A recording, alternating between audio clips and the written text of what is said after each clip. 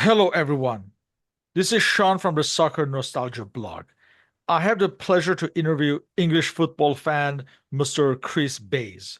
This interview is separate from a podcast series. This video interview will serve as a companion piece to a written blog presentation on Liverpool's Champions Cup winning run in the 1977-78 season. Mr. Bays was previously interviewed about Liverpool's 1977 Champions Cup victory. Hello, Chris. Welcome back. Hi, Sean. Good morning, and thank you for having me on again. It's great to be back on. Thank you. Let's go back in time.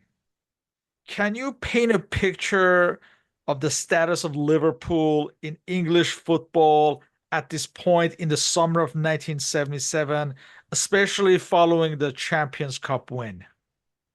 I suppose, we were coming off the back of like a hugely successful season, one in which we'd won the European Cup for the first time, won the first division for like the second successive season, and we were one game away from completing a historic treble at that point. So, as you say, Liverpool's most successful season to that point in time. They unfortunately lost in the FA Cup final to Manchester United, who got two like fortuitous goals, I think. But they showed a lot of strength of character to kind of regroup and go on to Rome to win the European Cup for the first time 3 days after that. So we kind of in a position now where I think Bob Paisley had been in charge for, I think, sort of 3 seasons, and he was really beginning to build on the foundations that had been laid by Bill Shankly. And yeah, the team was evolving. The likes of Ian Callaghan and Tommy Smith, who'd been like mainstays from the first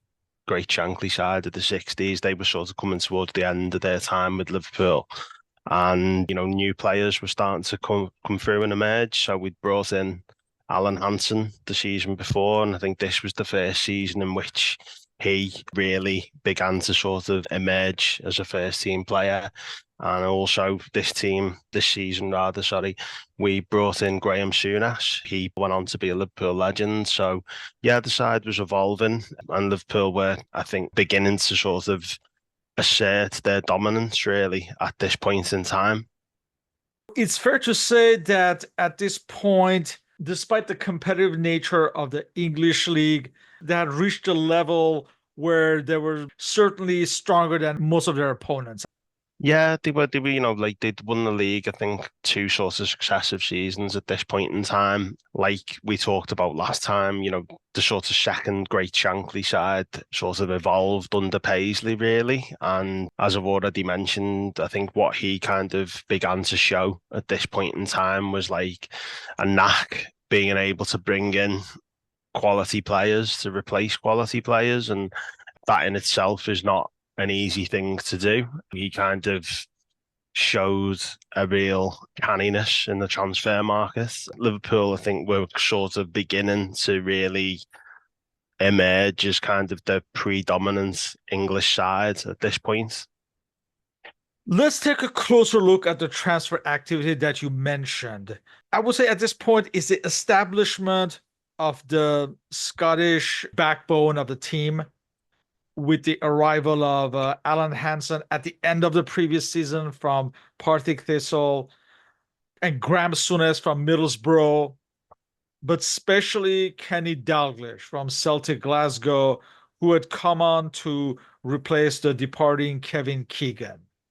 Already talked a little bit about Bob's kind of canniness in the transfer market. I think with Kevin Keegan, this was uncommon really for Liverpool to kind of lose a player, I suppose, at the peak of their powers. He'd obviously announced that he wanted to leave the previous season and wanted to go and test himself in foreign football, and obviously moved to Hamburg. He was a huge superstar, he was probably the biggest superstar in the English game at that time. So it was a massive pair of shoes to fill, really. But they identified Dalglish as the man they wanted. He'd obviously established himself with Celtic. He'd played in the World Cup for Scotland. Kind of the rest is history, really. Obviously, Dalglish, I think, by most people's reckoning, was recognised as, well, is recognised as probably Liverpool's greatest ever player. But he was replacing one of Liverpool's greatest ever players in Keegan. So it's testament really to Bob's shrewdness in the transfer market. It wasn't a given that they'd find a player of the calibre of Keegan, but Dalglish certainly was that, and obviously took Liverpool onto new heights. Really, you've already mentioned there, like the kind of like the backbone of the side, and I think sort of the key transition for me. I've already mentioned how like this was probably the last season where Callaghan and Smith, who'd been like mainstays for the previous decade, were being gradually phased out of the team, and Souness and Hansen were brought in. And with them, three players, Dalglish, Souness and Hansen, there was a Scottish backbone, I suppose, that kind of was part of the side for the next decade, really. And Toshak was also being phased out, and he would leave in the second half of the season to become a player manager at Swansea City. Also, Joey Jones as well was being phased out somewhat. Besides Keegan, you have the likes of Alec Lindsay and Alan Waddle, and even Brian Kettle later in the year leaving Liverpool. Let's discuss the backbone of the team in place, some of the familiar names we discussed in our last interview who were still the mainstays of this Liverpool squad. Yeah, I think, like you say, the backbone of the side increasingly, had a Scottish element to it, with Hansen at the back as one of the centre halves, Souness as a kind of dominant, combative midfielder, pretty much the complete midfielder, really. Like we talk nowadays, don't we, about players in like sort of a holding midfield in a six, and then kind of a more attacking, creative player in an eight. Souness could do it all, really. He kind of had great vision. He's hugely combative in the tackle, and he obviously also had a goal in him as well. Dalglish, as I say, he kind of had the responsibility of taking over from Keegan and did so with some aplomb. You've already mentioned there, like Toshak kind of being moved on, and he'd been an integral part of Liverpool's success as well, really. But the side as a whole, I think, was littered with sort of international quality players, so Ray Clements was a great goalkeeper, probably Liverpool's finest up until this point, really, and still regarded as one of the best goalkeepers we've ever had. Bill Neal, Phil Thompson, Ray Kennedy, Terry McDermott, they were all England regulars. We've mentioned that this was probably the last season that Ian Callaghan and Tommy Smith were still around, but you had Steve Highway as well, another great player, Jimmy Case and David Fairclough that come through the youth ranks. So really it was one of Liverpool's best sides, really, of all time. It didn't have maybe the squad that we have nowadays, where you've got kind of like 20 to 24 players, but it was a pretty solid side, really. Now, Liverpool had won the UEFA Cup in the 1973 and 1976, and now the Champions Cup in 1977. Was there an indication and or expectation that they would be dominating Europe? Well, I think begun to sort of show like an awareness, really, and a mastery of how to kind of win in Europe. They were noted as, a very good possession-based side, and particularly in sort of away games in Europe, they'd start off by like keeping the ball really for the opening 20 minutes to sort of quieten the crowd. Sometimes, they'd look for the valuable away goal, but yeah, they sort of mastered really kind of how to win two-legged ties in Europe at this point. I think we mentioned last time we spoke that there was quite a sort of chastening home and away defeat that Liverpool had suffered at the hands of Red Star Belgrade under Shankly in the 73-74 season. And this had sort of seen us move to like a much more kind of continental approach in terms of how we played. So they got rid of like a traditional stopper in the form of Larry Lloyd, and they moved towards sort of having, a much more kind of like possession-based kind of approach with the likes of Phil Thompson, Emlyn Hughes, and increasingly Alan Hansen, who were good defenders, but they were all comfortable on the ball and they could start enjoying attacks. So that was, I think, key really in terms of how they began to sort of dominate European football. Let's take a look at the 1977-78 season in Europe. Now, as defending champions, Liverpool had received a bye for the first round. So they started in the second round. Their opponents for the second round were the East German side of Dynamo Dresden. On October 19th, Liverpool hosted Dynamo Dresden at Anfield and heavily defeated them 5-1. Alan Hansen scored in the 15th minute. Jimmy Case scored twice, 22nd and 58th minute. Phil Neal scored with a penalty kick, and Ray Kennedy scored in the 66th minute. Dresden pulled the goal back in the 76th minute, but the tie already looked a foregone conclusion at Dresden on November 2nd. Dresden won 2-1. Piero Cote in the 46th minute and Rainer Sachs in the 52nd minute scored for the East Germans. But Steve Highway pulled the goal back in the 67th minute. Liverpool comfortably advanced to the quarterfinals. Yeah, I mean, Dynamo Dresden were a side that Liverpool had encountered previously in the forays in Europe. So in the UEFA Cup campaign of 75, 76, they'd faced them en route to the final and they'd narrowly beaten them. I think it was 2-1, the UEFA Cup game. But as you say, they kind of were swept aside really at Anfield in the first leg, 5-1. And really, that meant that the second leg was a bit of a formality, really. And as you say, despite the fact that we lost 2-1, they were pretty comfortable in terms of getting through to the quarterfinals, really. It was pretty one-sided as a tie. We should mention that Kevin Keegan returned to Anfield for the UEFA Super Cup, but Liverpool demolished SV Hamburg and captured their first Super Cup. Yeah, I mean, it was again like a bit of a demolition job, wasn't it? Like it was a draw the first leg in Germany, and I think there was a lot of sort of press coverage around Keegan's return Right. to Anfield and what have you. They were again kind of just demolished, really, and I think that was sort of what this side could do when they were very good at kind of grinding out results away from home, but in front of the Kop and the Anfield crowd, they could cut loose and put teams to the sword, and that's what they did. And yeah, I think Keegan probably got maybe a bit of ribbon from the crowd on that night because, as I say, it was kind of unusual for a player to want to leave Liverpool at that point in time.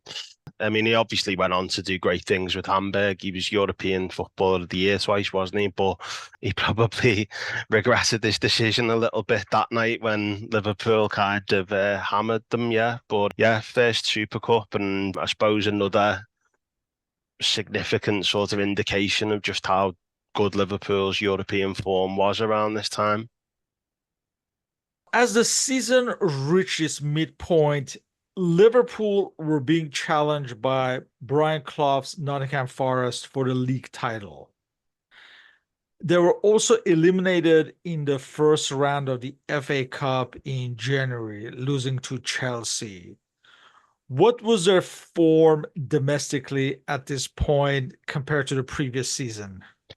Yeah, I mean, as I was sort of doing some preparation for this podcast, I had a little look again at the season as a whole, and I think Liverpool's form was patchy, really, particularly compared with the seasons that preceded and followed this particular one that we're talking about, where they kind of had obviously kind of dominated the league. I think certainly after this season, they went on to kind of establish themselves again as the predominant side in England. But this season, they were a bit flaky, really, in the league. I think they'd been taken by surprise by Forest to some extent, who obviously were a newly promoted team. They'd come up from the second division and they'd added Peter Shilton to their side, who obviously was a top-class goalkeeper as well, rival with Ray Clements for the England #1 jersey at that time. And yeah, for a few seasons around this time, there was quite a bitter rivalry between Liverpool and Forest, really. And younger matchgoers, like younger than myself, really, they might be surprised when they go to the match these days and they still hear Liverpool sing the song that starts "We Hate Nottingham Forest," and they'll be like, well, do we? Why? But they were really establishing themselves as a genuine rival to Liverpool at this point in time, and Clough and Peter Taylor were beginning to sort of sprinkle their magic in the East Midlands again. They'd obviously already won the league with Derby, but they built a second great side with Forest, really. And as I say, yeah, Liverpool's kind of league form this season was a bit patchy. They'd lost 5 games by Christmas, which was, unheard of, a marked difference, really, from previous seasons. And as you said, they lost to Chelsea in the 3rd round of the FA Cup. And around that time, they also lost 4 further league games between January and March. So they were kind of already way behind Forest, really. And Forest themselves, as I say, they added Shilton and they played with a real sort of verve in the counter-attack. There was a famous game where they played Manchester United before Christmas at Old Trafford, where they picked them apart and beat them 4-0. And I think that really announced to the nation that Forest were a serious proposition. Yeah, you mentioned the FA Cup. That was the one trophy that eluded Bob Paisley, but also Brian Clough throughout their managerial careers. So yeah, Liverpool didn't have a lot of luck in the FA Cup under Bob Paisley. They obviously lost in the final the previous season, like we talked about in the last podcast, to United. And then in seasons following from this one, they lost a number of semi-finals as well. So it was the trophy that always eluded Bob Paisley, the only one he didn't win. He won quite a lot of others, obviously, but I think he would have liked to have added an FA Cup. But yeah, domestically, it wasn't a vintage season for Liverpool. In the spring quarterfinals round in March 1978, Liverpool would have faced Portuguese giants Benfica. As fans, what do you think was the general outlook of Liverpool's chances at this point? I think, as I say, despite the fact we were having a bit of a sort of patchy season, really, in the league, we were still a formidable force in Europe. So, as we've already mentioned, we'd added the European Super Cup with a thumping victory over Hamburg. And I think, therefore, we would have been confident, really, of disposing of Benfica. As we've talked about today and in previous podcasts, Liverpool kind of had a real knack of kind of producing quality away performances, and they did that again here against Benfica. So they went a goal down, but they recovered to win 2-1 on the night in what was pretty torrential conditions. Looking at the footage, they'd sort of played in like a real kind of thunderstorm, and yeah, like kind of weathered sort of the onslaught, I suppose, from Benfica, and then came back to win. Goals from Jimmy Case and Emlyn Hughes. So we were well placed ahead of the second leg. And again, in the second leg at Anfield, Liverpool won quite comfortably, really, in the end. I think it was 4-1. Kind of, they swept aside another esteemed name in European football and kind of progressed into the semi-finals. The second leg, I watched the highlights back again this morning. It was notable watching it. It's like sort of almost like the last hurrah for Ian Callaghan, I think. The last notable game in which he's kind of a dominant force in the Liverpool midfield. So he opened the scoring. But yeah, goals from Dalglish, McDermott. Oh no, the Case was an error, wasn't it? Like Case kind of gave the ball to Benfica to kind of get a goal back. McDermott then, and then Phil Neal smashed home a fourth, and Liverpool then were sort of into the semi-finals again, where they'd face another familiar foe that we'll come on to talk about in due course. And let's mention that Benfica were managed by John Mortimer at this point. As far as the first leg that was played in the torrential rain, Bob Paisley stated that it was a crime to have played under such conditions and added that the match would have been called off in England. It's interesting, isn't it? Because, like, I don't know if you watched Denmark versus Germany last night. They went Yeah, off for a little while during right. a deluge. So, yeah, I mean, I think there was a bit of controversy about the game going ahead. But I think this type of thing fired Liverpool up. You know, they sort of thrived on adversity, I think, in Europe around this time. And yeah, I think the fact that they'd kind of got a result over there meant that they were very confident of finishing the job at Anfield. Yeah, as you say, Benfica had an English manager. I again read my dad's programme sort of ahead of this, and the Benfica's team was kind of littered with Portuguese internationals as well. So they were a top side, but yeah, Liverpool Yeah. kind of put And them to the some of sword. them would still be around in 1984 when they were Yeah, eliminated again, and 85 actually. Yeah. Bento, I think, was still in goal, wasn't he? Yes. Yeah, he didn't have Bento, a very good game in the yeah, in this season, but yeah, he stuck around. yeah, Bastos Lopez, Nene, Shuhan, yeah, some familiar names. Ahead of the semifinals, Liverpool lost the League Cup final to their rivals Nottingham Forest after a replay. What was the outlook after that? Did success in Europe become paramount following this loss?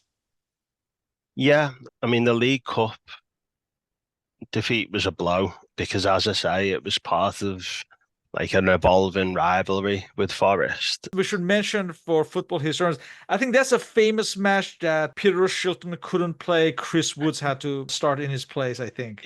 Yeah, he was cup tied, wasn't he? And Chris Woods, as you say, who obviously would go on to be Peter Shilton's understudy for England for many years. He would have been a very young goalkeeper at this time when he came in and played the blinder in the first leg, the first game rather, which finished goalless at Wembley. And then there was a replay at Old Trafford. And again, it was another tight game. They often were tight games between Liverpool and Forest at this time, contrasting styles. You know, Forest, very sort of defensively solid side, good on the counter attack, pace, good width with John Robertson and Archie Gemmill.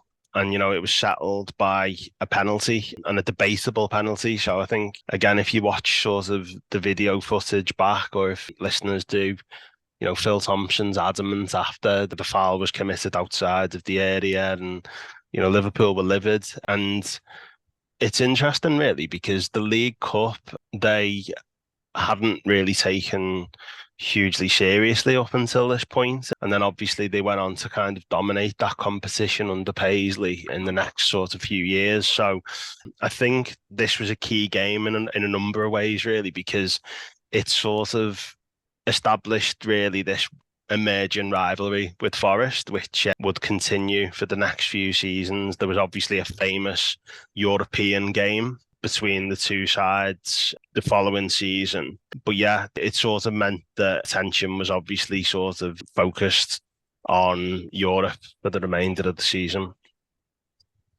For the semifinals, Liverpool had the difficult task of facing the previous season's final opponents, the West German side, Borussia Mönchengladbach. Now, despite defeating the same opponent in the 1973 UEFA Cup final and, of course, the 1977 Champions Cup final, how was this challenge viewed? Yeah, well, Mönchengladbach were a great side, weren't they? But as you say, Liverpool had kind of had the better of them, both in the UEFA Cup final in '73 and then in the previous season's European Cup final. So we were kind of probably something of a bogey side for them. Ironically, a little bit like how Jurgen Klopp's Liverpool never kind of seemed to manage to get the better of Real Madrid in recent seasons. A little bit like that. They were a good side. I think it would have been a game that we wouldn't have underestimated, but one that we would have been confident of victory in. We have to mention that Borussia Mönchengladbach star Alan Simonsen, the Danish star, was injured for both legs of these encounters. On March 29th, Liverpool faced Mönchengladbach at Dusseldorf, in fact, and they fell behind in the 28th minute to strike by Wilfred Hannes. Now, Liverpool thought they had done the hard part, and they tied the match in the 88th minute when Dalglish's cross from the left side was headed in by David Johnson. However, just a minute later, a minute before the end of the match, Rainer Bonhoff scored with one of his trademark free kicks, and Mönchengladbach won 2-1. It seemed like a big setback at that point, but nevertheless, it was still a one goal and they had the away goals rule. So it was all to play for in the second leg. Of course, the second leg at Anfield on April 12th, Liverpool comfortably defeated Mönchengladbach 3-0. Ray Kennedy scored as early as the 7th minute to settle the nerves. And later in the 34th minute, Kenny Dalglish scored. And in the second half, in the 55th minute, Jimmy Case. Liverpool were through to their second consecutive Champions Cup final. Yeah, I mean, like you say, it would have been seen as a setback, I suppose, to lose a late goal in the first leg. But again, in the second leg, they were comfortable winners in the end and swept aside another team. Anfield factor again played a part. And yeah, as you say, we were then through to second successive European Cup final. And in a way, this was a final before the actual final anyway, because this definitely the most difficult side they would have to face in Europe that season.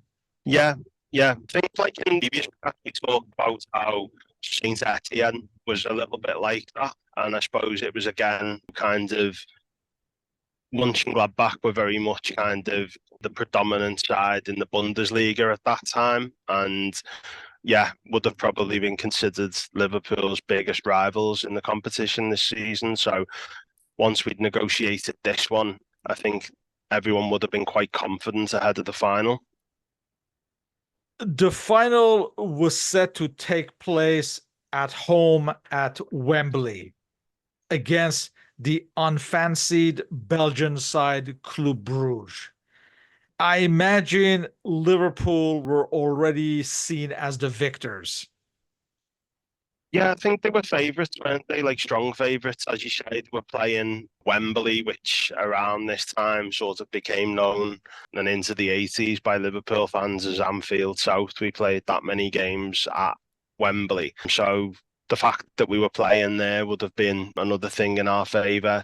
Bruges, a little bit like Mönchengladbach, they were an old acquaintance. We'd beaten them in the UEFA Cup final, like a two-legged tie in '76. So, yeah, I think Liverpool would have been strong favourites ahead of that game. And yeah, again, as I say, I watched the footage back from that game this morning. Liverpool pretty dominant, really, and firing a lot of shots wide in the first half. Looks like they're going to be maybe frustrated, not get the goal, but it was a tight game, settled by a piece of magic, really. So lovely through ball from Souness, and then Dalglish lost the ball over Jensen in the Bruges goal, and not the vintage performance, but a solid one, and 1-0 win, second European Cup in successive seasons.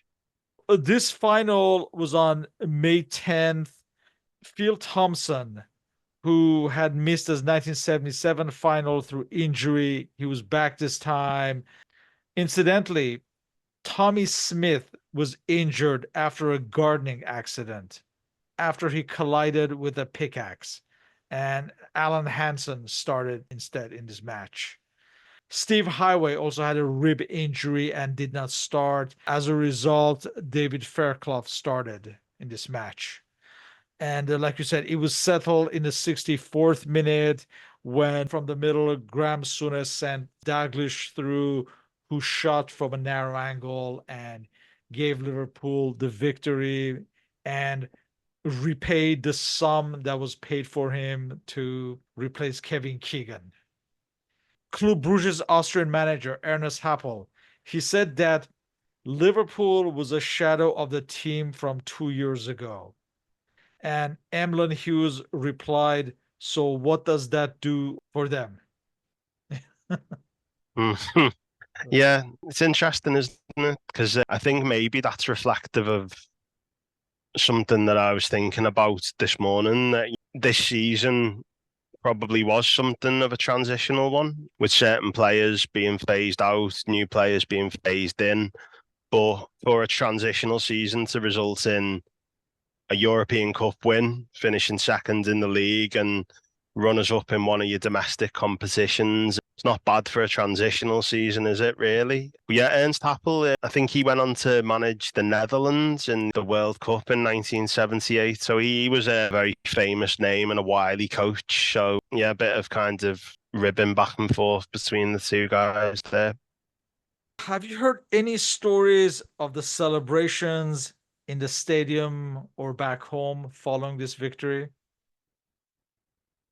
I think there would have been a parade again. It became a kind of almost yearly thing, really, around this time where there were like parades back in Liverpool where there'd almost be like sort of 500,000 people, like 1 million people, depending on which particular season it was on the streets. But yeah, I think kind of the celebrations, there was obviously a lot of Liverpool fans had travelled to Wembley for the game, and so they would have kind of outnumbered the Belgian fans. And yeah, there would have been again, as I say, a parade back in the city centre. Perhaps not as famed as the season before when they'd won the European Cup for the first time. I think that was a massive achievement. But yeah, to retain the European Cup, I think was a remarkable achievement as well, and one that only one other English side has done, and that's the rival Nottingham Forest that we've mentioned a few times today.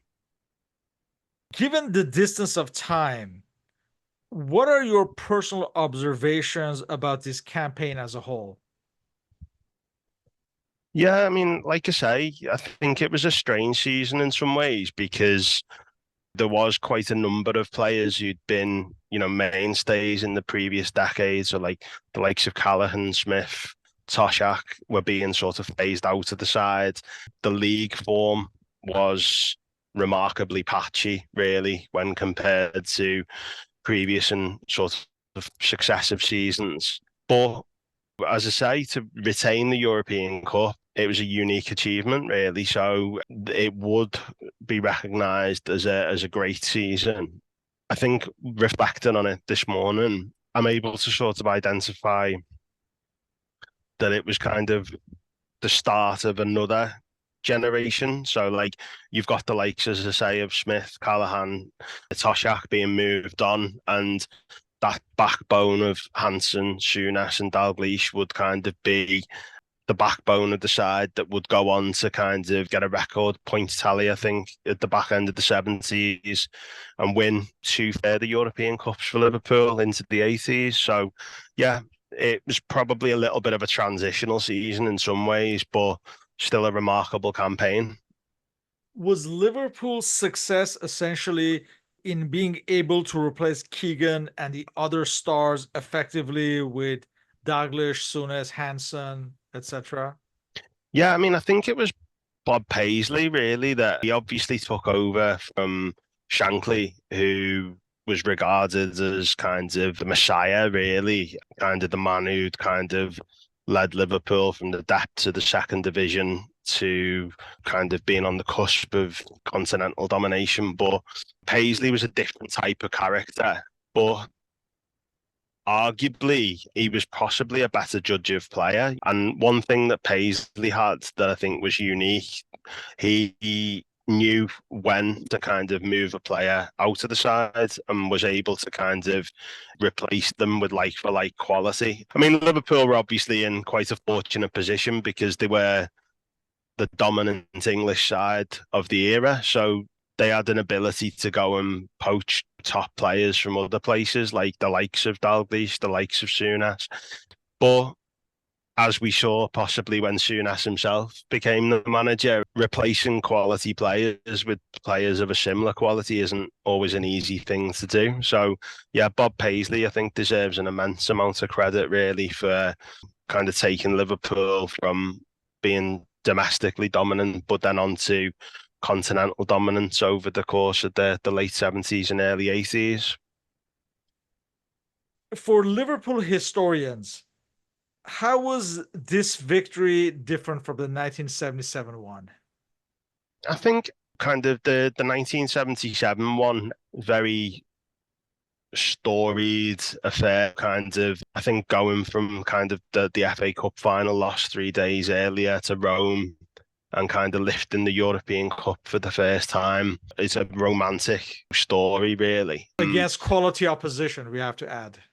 Yeah, against quality opposition, and opposition that we, as we say, we would face again in the semis in this season. So I think the thing that probably stands out about this campaign is retaining the European Cup. That's the achievement here that we're talking about, and that was something that no other English side had done up until this point. And as I say, the only other side who would manage to do that would be our rivals Nottingham Forest. And Liverpool, despite kind of going on to have great sides after this one, they weren't able to ever retain the European Cup again. So it's a remarkable achievement. And I suppose it's kind of like that.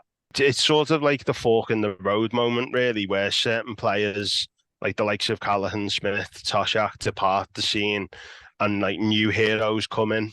Yeah, so it was another great season and a phenomenal achievement.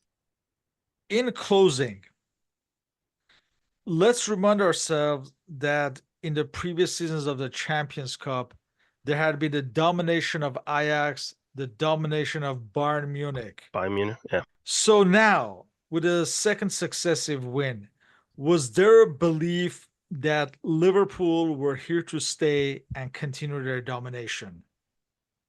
Yeah, I think there would have been. And we've already touched upon it. But obviously, Liverpool would be drawn against Nottingham Forest in the following season, and Forest won that game. And they then went on to win 2 successive European Cups themselves, and Liverpool then won it again in 1981. So what it kind of represented, I suppose, was a real golden period for English club sides in the European Cup competition. So, Liverpool winning back-to-back competitions in this particular season, Forest then replicating that in the following 2 seasons, and then Liverpool, Villa, and then Liverpool again. So I think was it 9 out of or 7 out of, I don't know how many, but like it was a predominant era for the English sides, I suppose. And Liverpool were kind of the most successful of them. So whilst we never did replicate, I think, what Ajax and Bayern did in terms of winning 3 in a row, we won 4 overall in that period. So yeah, and I think you have to give credit to Forest as well. They kind of were a great side as well, and for a side who probably punched above their weight, really, a period in time where they've won 2 European Cups, haven't they? You can't sort of get away from that. But yeah, Liverpool, I think, were moving into the position that they still like to remind every other English club of European royalty now. So yeah, it was a great era. With that, I would like to thank you for this interview. I will let everyone know to please read the main blog article as well for more detail. The link is included in the video upload description, along with our respective contact information. So, Chris, thank you very much, and hope to continue these discussions on Liverpool's rich history. Yeah, thank you, Shahan. Much appreciated. And it was lovely to be on the podcast again. Thank you. Take care. Thank you.